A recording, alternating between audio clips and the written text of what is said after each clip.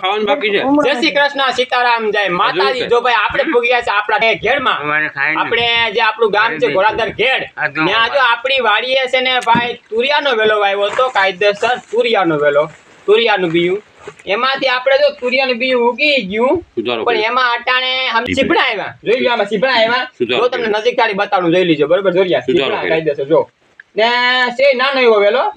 આપણા વેલો છે ઘીહોડાનો, તમે જોઈ લો જો તુરિયાના પાંદડા જેવા પાંદડા છે બરોબર। પણ એમાં કાયદેસર તમે જોઈ લો જો આ પાંદડું જો એમાં હવે અહીંયા જો નયું આ સીભડું વેલું આવ્યું છે, જો દેખાય કાયદેસર સીભડું। જો આપણેથી બીજું સીભડું જોઈએ, આપણે જોઈએ જો છે ને, જો કાયદેસર રીતો તમને જો કાયદેસર રીતે સીભડું છે। જો તમારે આ બી જોતો હોય તો આપણે કોમેન્ટમાં કહી દીજો, તમારા નંબર પર નાખી દીજો। આપણે આ ઘીહોડાના વેલામાં સીભડું આવેલ છે। પણ જો ભાઈ આપણે વેલો નાનો જ છો, હા વેલો નાનો પણ નાગના બચ્ચા જેવું છો। જો કેટલા નહીં આવ્યા, બધી વસ્તુ ઘેરની, દવા વગરની, નહીં કોઈ કેમિકલ ખાતર કે નહીં કઈ દવા, જો બધી એ જો ન્યાસી રતારોને વેલા હે, દવા વગરના, ખાલી પાણી ઉપર જીવન।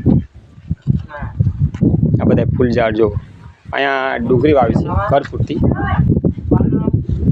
હજી મકાને દેશીઓ જો હજી જો ઘેરમાં અમારા બાપા જો આવા છે દેશી, જો દેશી જીવન જીવે જો, હા